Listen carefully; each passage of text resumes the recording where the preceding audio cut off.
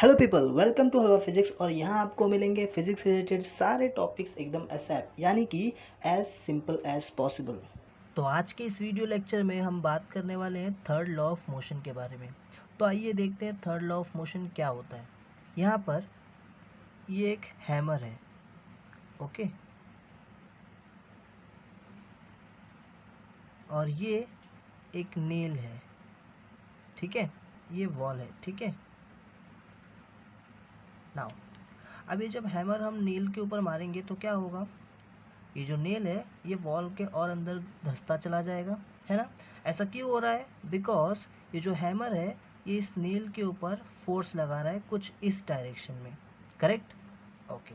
ना जब आप देखोगे कि आप ऐसे अपने हल्के हाथ से हैमर को पकड़ के नेल के ऊपर आप जोर से फोर्स लगाओगे तो क्या होता है पता है, ये जो हैमर है ये भी कुछ थोड़ा सा पीछे जाता है। हैमर भी जो थोड़ा सा क्या होता है, पीछे जाता है। ना ऐसा क्यों होता है, आइए उसे समझते हैं। जब आप हैमर से नेल के ऊपर फोर्स लगाते हो इस डायरेक्शन में तो होता ये है कि जो नेल है वो भी हैमर के ऊपर फोर्स लगाता है, बट उसका डायरेक्शन अलग होता है, ठीक है। तो यहाँ पे जो नेल है वो हैमर के ऊपर फोर्स लगाता है कुछ इस डायरेक्शन में, ठीक है। तो यहाँ पर टोटल दो फोर्सेस एक्ट हो रहे हैं। एक फोर्स है जो हैमर नेल के ऊपर लगा रहा है इस डायरेक्शन में, जिससे नेल अंदर की तरफ धंसेगा, ठीक है।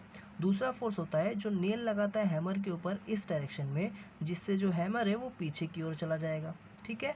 और ये जो दो फोर्स होते हैं ना ये हमेशा साइमल्टेनियसली एक्ट करते हैं, यानी कि एक साथ एक्ट करते हैं, ठीक है। जैसे ही इसने इसके ऊपर फोर्स लगाया उसी समय ये भी इसके ऊपर फोर्स लगा देगा, ओके। आइए इसी चीज़ को हम लोग कोई और दूसरे एग्जाम्पल के साथ समझते हैं, ठीक है। तो यहाँ पर ये एक लड़का है जो एक बॉल को इस वॉल की तरफ थ्रो कर रहा है, ठीक है। तो ये लड़के ने इस बॉल को इस वॉल की तरफ थ्रो किया। आप क्या देखेंगे यहाँ पर क्या होने वाला है, यहाँ पे ये जो बॉल है ये इस तरफ जाएगा और ये इस वॉल के ऊपर कुछ फोर्स अप्लाई करेगा, करेक्ट।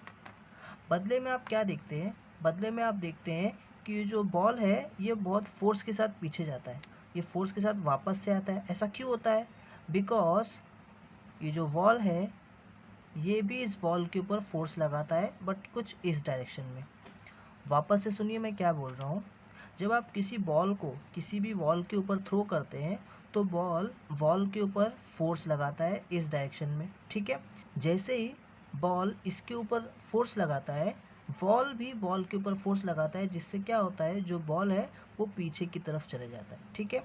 अगर मैं बोलूँ कि इस बॉल को आपने पहले जिस फोर्स से थ्रो किए थे उससे ज़्यादा फोर्स से थ्रो कीजिए, इसका मतलब मान लीजिए आपने इससे पहले 5 न्यूटन के फोर्स से इस बॉल को थ्रो किया था, अब आप 10 न्यूटन के फोर्स से क्या कीजिए, इस बॉल को इस पर थ्रो कीजिए, ठीक है। मतलब यहाँ पे आपका जो फोर्स है वो इंक्रीज़ कर दीजिए, वो क्या कर दीजिए, इंक्रीज़ कर दीजिए।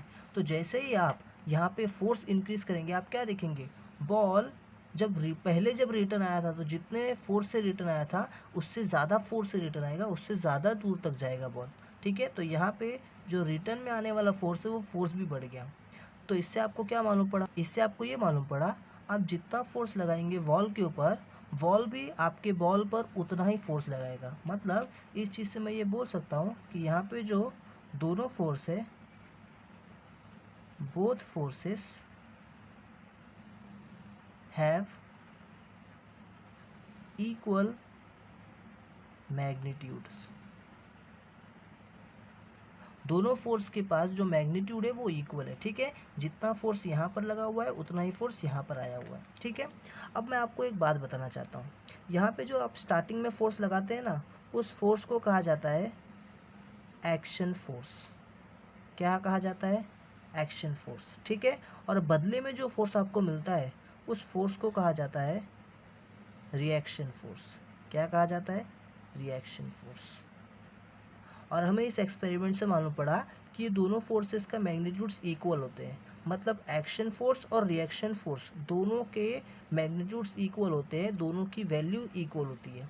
बट यहाँ पे जो चीज़ अलग होता है वो होता है इसका डायरेक्शन, ठीक है। याद रखिएगा इसका डायरेक्शन अपोजिट होता है, ठीक है। क्या ये लोग एक दूसरे के अपोजिट डायरेक्शन में हमेशा एक्ट करने वाले। नाउ अब अगर आप इसके पहले वाले केस में देखेंगे वहाँ पर भी जो हैमर है वो जो नेल के ऊपर फोर्स लगा रहा था उस फोर्स को हम लोग बोलेंगे एक्शन फोर्स, ठीक है। और जो नेल हैमर के ऊपर फोर्स लगा रहा है इस फोर्स को हम लोग बोलेंगे रिएक्शन फोर्स, ठीक है।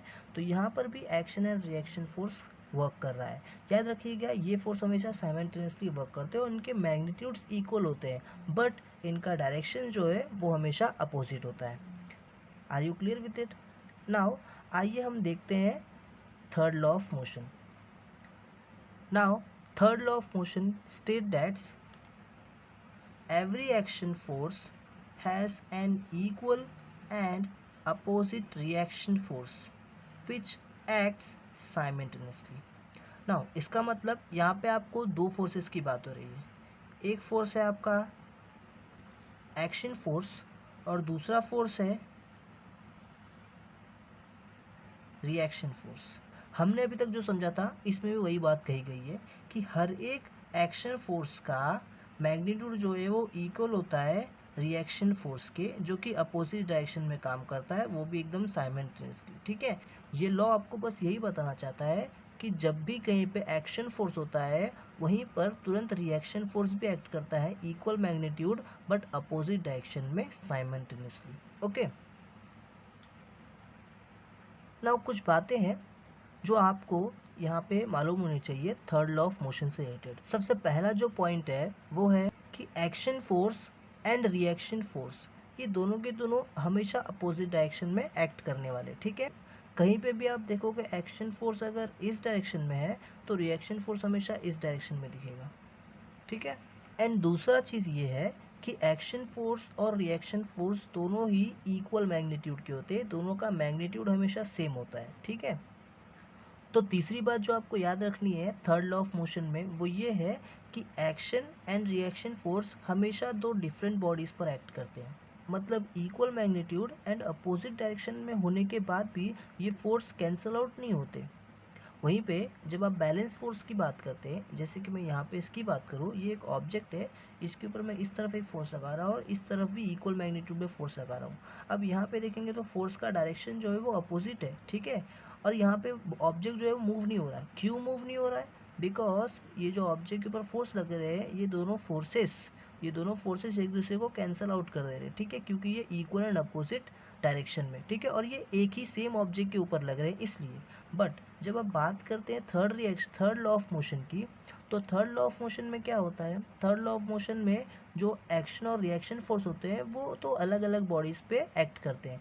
फॉर एग्जांपल यहाँ पे जो बॉल है वो वॉल के ऊपर फोर्स लगा रहा है एक्शन फोर्स, और जो वॉल है वो बॉल के ऊपर फोर्स लगा रहा है रिएक्शन फोर्स। तो यहाँ पे दो जो फोर्स लग रहे हैं वो दो अलग अलग ऑब्जेक्ट पे लग रहे हैं। पहला फोर्स बॉल से वॉल पे लग रहा है और दूसरा फोर्स वॉल से बॉल पे लग रहा है, ठीक है। एक सेम ऑब्जेक्ट के ऊपर दोनों फोर्स नहीं लग रहे हैं, इसलिए यहाँ पे फोर्सेस जो है वो कैंसिल आउट नहीं होते, ठीक है, और ये दो डिफरेंट बॉडीज़ पे एक्ट करते हैं। तो यहाँ पे जो तीसरी बात आपको याद रखनी है वो यही है कि एक्शन फोर्स और रिएक्शन फोर्स दो अलग अलग बॉडीज़ के ऊपर एक्ट करते हैं, ठीक है। So this is all about third law of motion. अगर आपको ये वीडियो अच्छा लगा और समझ में आया है तो प्लीज़ वीडियो को लाइक करिए, अपने दोस्तों के साथ शेयर कीजिए। आपका भला हुआ है, आपके दोस्तों का भी भला होना चाहिए, ठीक है। और अगर कुछ डाउट है, कोई भी क्वेरीज है, तो आप नीचे कमेंट सेक्शन में कमेंट कीजिए, हम आपके सारे कमेंट्स का रिप्लाई देंगे। Okay, thank you.